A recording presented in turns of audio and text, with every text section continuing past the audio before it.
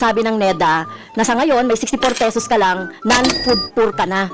Bigyan mo nga ng idea ang ating mga kababayan doon sa 64 pesos a day based doon sa consumer products. Alright mga kayamis, Jerome na naman ang Takoyaki Boy ng 80 baht. Recently mga kayamis, merong inilabas na report ang NEDA na ang isang ordinaryong Pilipino di umano ay kaya ng mabuhay sa halagang 64 pesos. No? I mean 64 pesos na budget kada araw. No? Yung di kung makakain ka na ng 3 beses sa isang araw.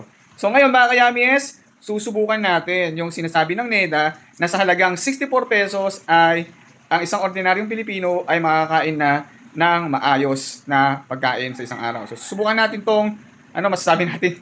Sabi ko parang kalokohan to ng NEDA, kalokohan ng NEDA na kaya daw kumain ng isang ordinaryong Pilipino sa halagang 64 pesos sa isang araw, no. Ito mga kayamis, 64 pesos, check natin, So 50, yan 25, tapos 4 na tagpipiso. Ito na kayamis, bibili na tayo ng ilang machichicha natin dito sa isang kilalang grocery store kung saan makakabili tayo ng mga murang pagkain. Tingnan natin magka-asya ang 64 pesos na mamaya, So ito na mga kayamis. Ang sabi ng NEDA sa kanilang report, na ang kape daw 3-in-1 ay mabibili mo ng 4 pesos. So in fairness to them naman, possible naman 4 pesos and 75 cents. Pero ang bibili mong kape ay syempre dapat galing dito kay Dali, Kay Dali to ng coffee, So sa Dali Grocery, so possible yung 4 pesos sila pero may 75 cents pa, So medyo malapit-lapit na. So sige, bili tayo ng isa, para sa ating almusal. Dito naman tayo sa Pansit Canton, Sabi ng NEDA, makakabili ka raw ng Pansit Canton sa halagang around 7 pesos, 7 pesos, pero hindi ba siya 7 pesos, 13 pesos, 75 cents talaga yan, boy, So yan mga kayamis, So, yun, medyo malayo sa katotohanan, yung sinasabi niyang 7 pesos, yan, 13 pesos and 75 cents yan, So ito mga kayamis, So, meron ditong isang pagkain ng Dali na kanila to. So, kung gusto na medyo social na pagkain, ayan, pwede to, itong Kego. In fairness mga kayamis, masarap yan. Panalong-panalo ang lasa niyan. So sige, kuha tayo ng isa niyan. Kuha tayo ng isa para sa ating pagkain. Sa ating 64 pesos challenge by NEDA. Kuha tayo isa niyan. So ito mga kayamis, pwede na to pang hapunan, Sea Point Sardines, So mura lang to, In fairness, 20 pesos and 75 cents. So sige, ayan, kumuha na rin naman na ako ng isa niyan, Kayamis, andito na tayo sa counter, Babayaran natin yung ating pinamili para sa ating 64 pesos challenge. Yan, 50 pesos 75 cents. May 13 pesos pa tayo. 13 pesos. Siyempre, bibili pa tayo ng tinapay pala para dito sa ating coffee.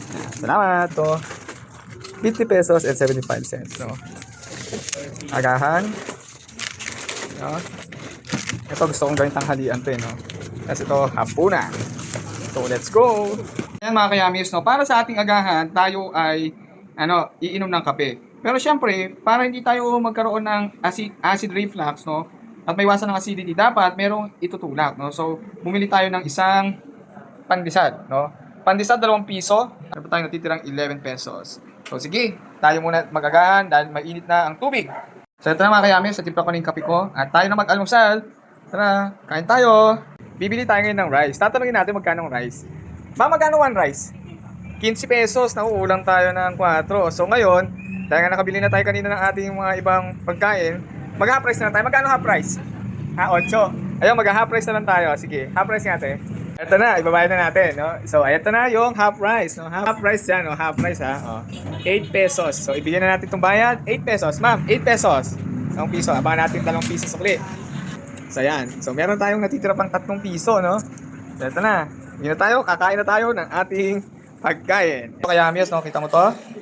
Yan ang half price, Half price po, sabi ni ate kanina yung pinagbilhan natin ay 8 pesos po ito, Kasi parang hindi siya half price, Tapos, sardinas. Ayan, So, sige, kain tayo.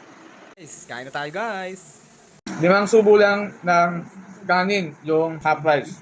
Yan, sunod naman tayo ay sa ating hapunan. So, ito na mga kayamis, Nagpapainit tayo dito ng tubig dahil sa lulutuin na natin ang aking hapunan. Ang Korean beef noodles, Yung pinakamahal na nabili natin sa ating 64 pesos challenge, So, ayan, lulutuin natin siya ngayon dyan.